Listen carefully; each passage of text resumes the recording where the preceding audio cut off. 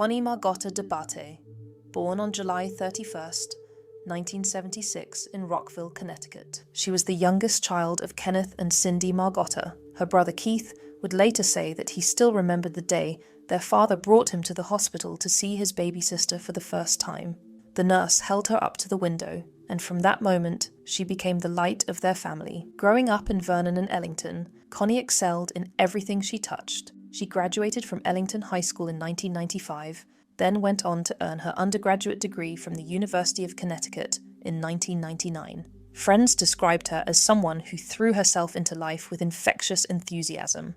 After university, Connie built an impressive career in pharmaceutical sales. She worked for several companies before joining Reckitt Benckiser as a pharmaceutical sales representative, where she quickly established herself as a top performer. Her LinkedIn profile would later show she was in the top 20% of the company consistently and had earned 3 President's Club awards. She wasn't just successful, she was passionate about her work and took pride in being a resource for the physicians and pharmacists she served. But for all her professional achievements, Connie's greatest joy came from her family. On July 4, 2003, she married Richard Dabate, a computer network administrator she'd been dating for several years. Richard was 2 years younger than Connie and had quite a different personality. Friends described him as having an offbeat humour and being somewhat quirky. Where Connie was outgoing and warm, Richard was more reserved and technical. The couple settled into their 4-bedroom, colonial-style home at 7 Birchview Drive in Ellington, worth around $634,000 at today's market prices. Soon, their family grew with the arrival of 2 sons, Richard Jr., known as RJ, born in 2006, and Connor, born in 2009. For Connie, motherhood was everything. When Connor was born with a cleft lip requiring ongoing medical treatment, she became his devoted advocate, driving him back and forth to Boston for doctor's appointments whilst simultaneously caring for her own father, who was battling leukemia. Friends said that despite all her professional success, Connie's proudest accomplishment was being a loving and devoted mother. Around their neighbourhood, Connie had earned the nickname the Sunshine of So Many Lives. She was actively involved in the Ellington Ambulance Corps, where she'd served as vice president for many years. She organised fundraisers, delivered meals to sick neighbours, and was always the first to volunteer when help was needed. Neighbours described her as someone who made their community feel like a family. To those looking from the outside, the Dabates seemed to have it all. They lived in their beautiful home, both had successful careers, with Connie being the primary breadwinner, and they were raising 2 healthy, happy boys. Friends described them as a normal couple, with the typical marital disagreements that most couples experience, often centering around money and spending habits. But as investigators would later discover, beneath this perfect facade lay a web of deception that would ultimately lead to unimaginable tragedy. By 2015, whilst the Dabate family appeared happy from the outside, there were warning signs that all was not well. Those closest to Connie began to notice she seemed more stressed than usual, particularly about the family's finances. Richard had developed spending habits that concerned her. He'd been known to take money from accounts without discussing it with his wife, and there were charges for things like visits to a local strip club that raised questions. But the most damaging secret Richard was keeping wasn't about money at all. It was about Sarah Ganza, a woman he'd known since they were in junior high school together in Manchester. Sarah had her own history with Richard. They'd had brief romantic encounters in 2005, 2007, and 2008, all whilst he was married to Connie. After Sarah's own divorce in 2014, she'd moved back to Manchester, and she and Richard had reconnected as friends. By May 2015, their friendship had evolved into something much more serious. They began a physical relationship, and just 1 month later, in June, Sarah discovered she was pregnant with Richard's child. When Richard learned about the pregnancy, he assured Sarah that he was planning to divorce Connie and that they could build a future together. Sarah would later testify that she never pushed Richard for a divorce and never wanted to break up the Dabate family. She planned to raise the child on her own if necessary, but Richard kept making promises about leaving his wife that he never seemed to follow through on. In June, he told Sarah he was preparing for divorce and even claimed to be fixing up the house to get it ready for sale. By August, he'd changed his tune, telling Sarah he was thinking about staying with Connie. Then, in November, once again, he claimed he and Connie were on the same page about getting divorced. The constant back and forth was exhausting for Sarah, who was now 7 months pregnant and trying to plan for her future. She would sometimes shut Richard out or tell him to leave her alone, but he always found his way back into her life with new promises and assurances. Meanwhile, Connie remained completely unaware of the affair and the pregnancy. To her, the marriage seemed to be going through a rough patch, but nothing insurmountable. In November 2015, she even sent Richard romantic text messages, including a photo of herself in lingerie with the message, "I'm ready for you, big boy." But Richard was living in two worlds. The very day before Connie sent that intimate message, he texted Sarah to assure her that he and his wife had talked about the divorce and are on the same page. 2 days later, he told Sarah they were getting a slow-moving divorce to make it easier on the kids. Friends and family who knew Connie said she never spoke about getting divorced. If anything, she seemed committed to working through whatever problems they were having. State police would later interview nearly 20 witnesses, and most said the same thing. Connie never mentioned divorce, though some noted she seemed stressed about Richard's spending habits. What Connie did know, however, was that something in her life was causing her significant anxiety. On the morning of December 23rd, at 8:58 a.m., she would send a Facebook message to a psychotherapist requesting a hypnosis appointment because there's a lot going on right now. She never got the chance to keep that appointment. Richard, meanwhile, was feeling the pressure from all sides. His cousin Laurie Gardner would later testify that, at a party in summer 2015, Richard had confided in her about Sarah's pregnancy. He was worried about what his family would think when they found out, and feared becoming the black sheep of the family. His best friend Seth Robertson said Richard had voiced concerns about divorce, believing that men were at a disadvantage and that women typically got to keep the house and custody of the children. The walls were closing in on Richard Dabate. Sarah was 7 months pregnant with his child and growing frustrated with his empty promises. His finances were strained, and a divorce would mean losing the comfortable lifestyle he'd built with Connie's successful career.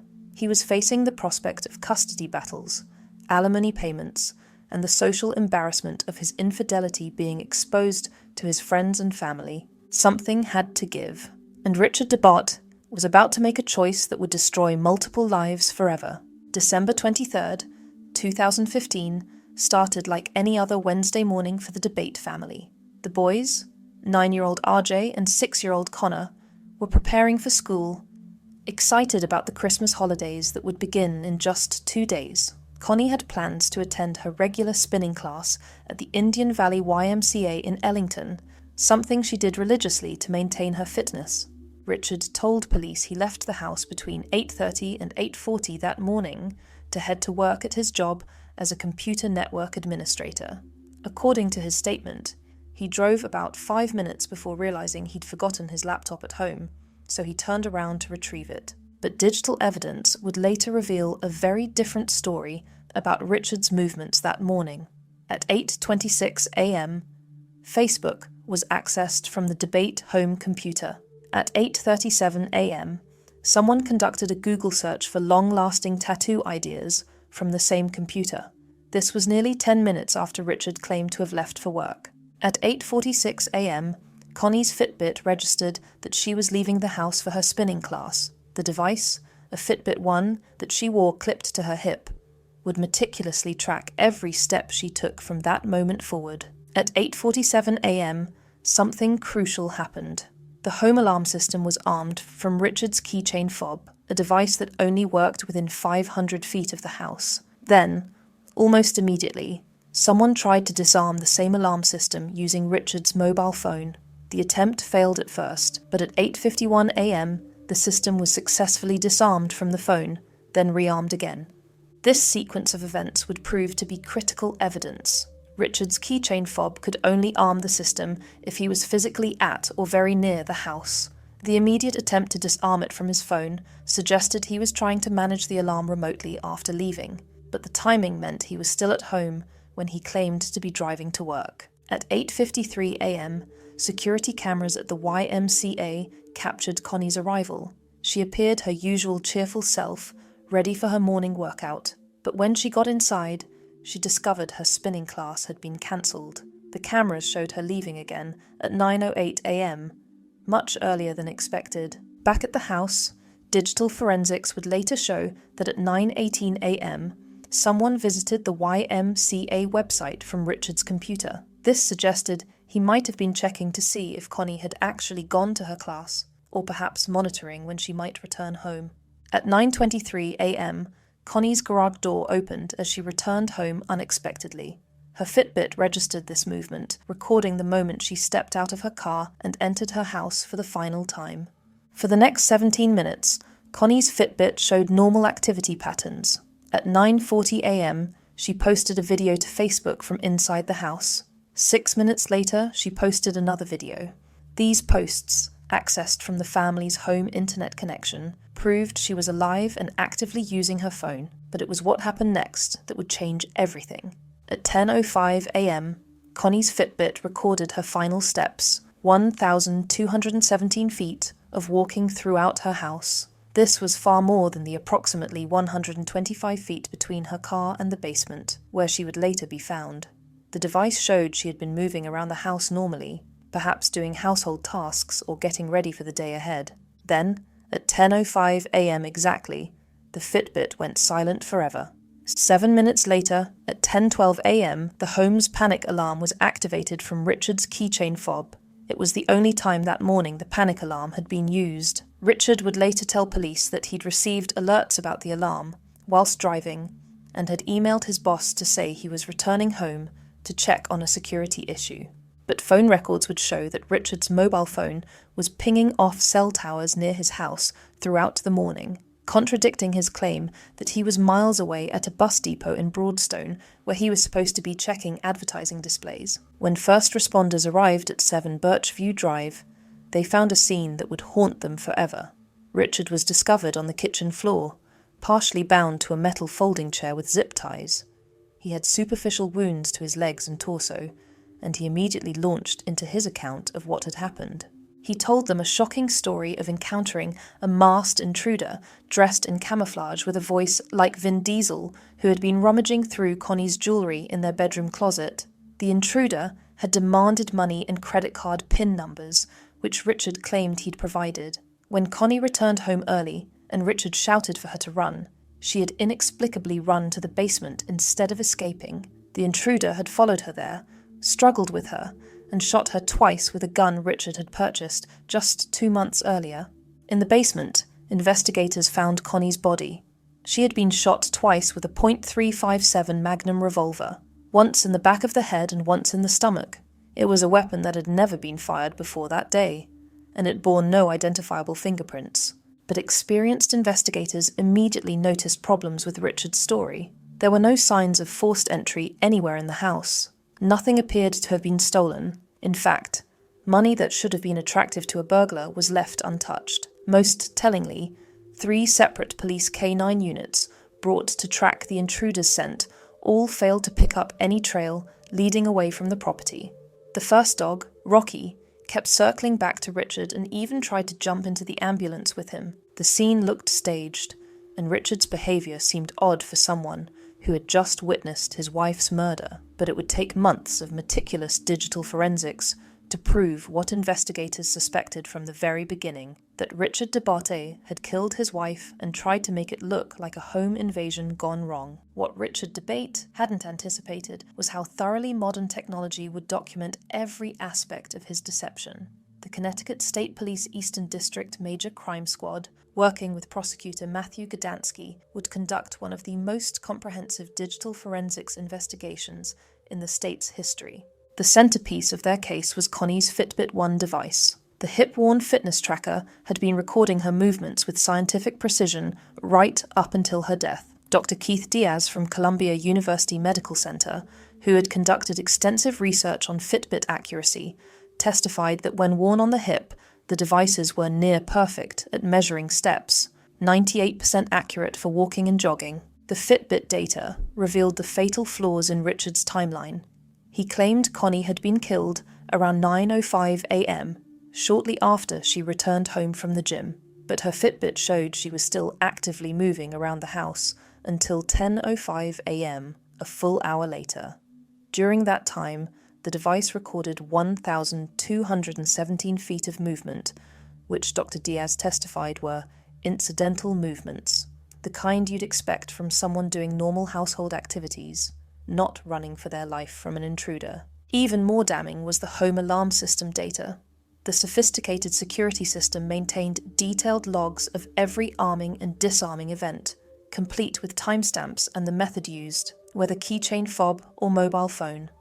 The logs showed Richard had been physically present at the house throughout the morning, repeatedly arming and disarming the system, despite his claims of being miles away at work.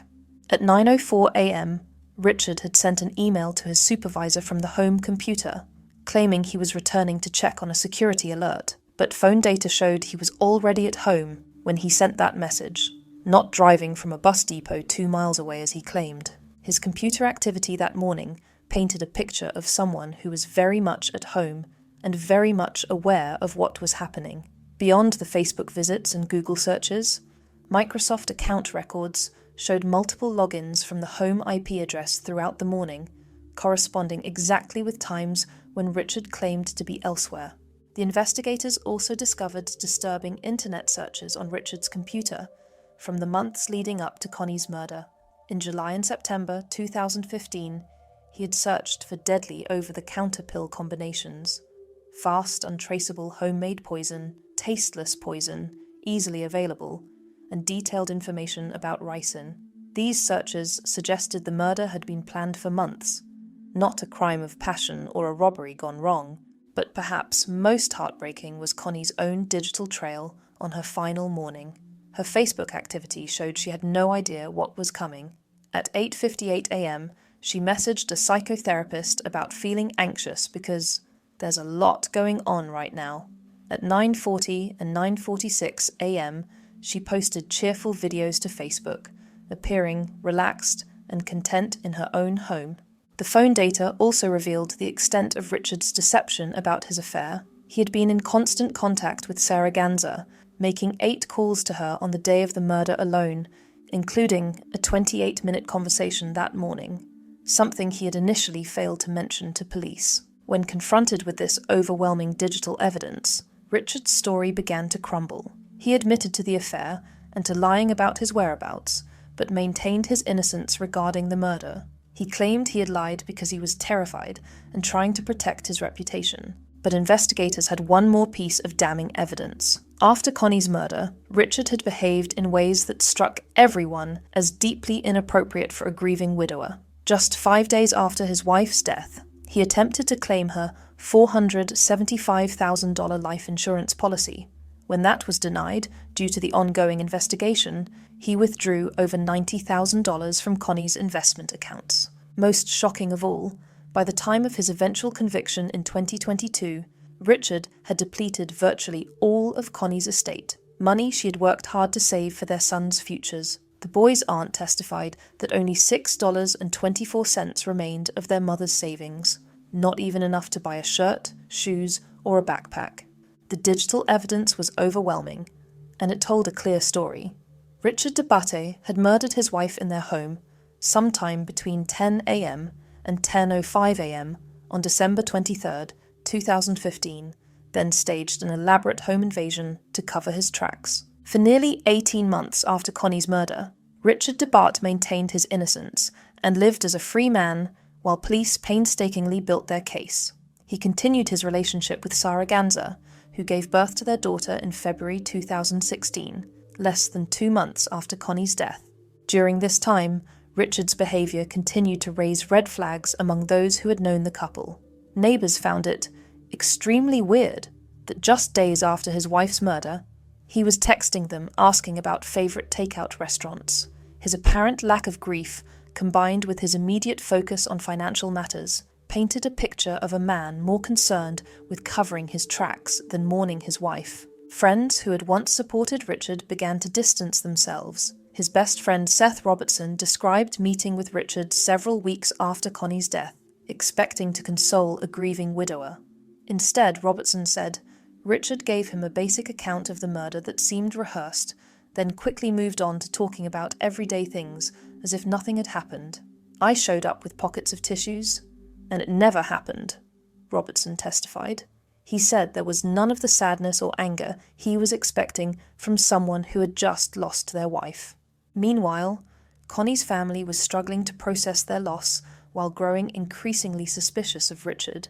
Connie's mother had noticed his strange behaviour from the very beginning, particularly his odd detachment when viewing Connie's body and his comment that they could put the lid on it now when speaking about her coffin, as if he were talking about a tin box, not his wife's coffin. The investigation was exhaustive. Police interviewed over 20 witnesses, analysed thousands of digital records, and worked with FBI specialists in fields from computer forensics to fitness trackers to ensure every piece of evidence was documented. On April 14, 2017, police finally had enough evidence to act. Richard was arrested at his mother's house and charged with murder, tampering with physical evidence, and making false statements to police. When Detective Sergeant Pat Murray put his hand on Richard's shoulder and told him he was under arrest, he later said, "The blood drained from his face and he went white as a sheet. He was not expecting it."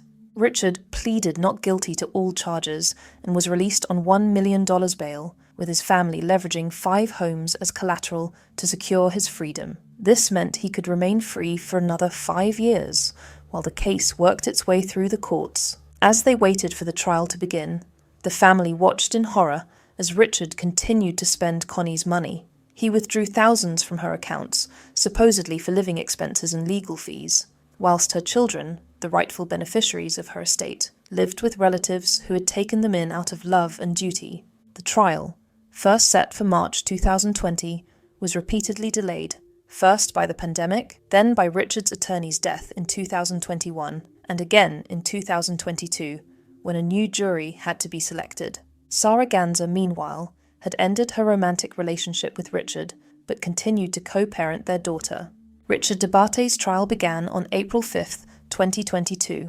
The prosecution presented over 600 pieces of evidence, with the Fitbit data proving Connie was alive for an hour after Richard claimed she'd been killed. Sarah Ganzer's testimony provided the crucial motive evidence. Fighting back tears, she described her 30-year relationship with Richard and how he had repeatedly promised to divorce Connie.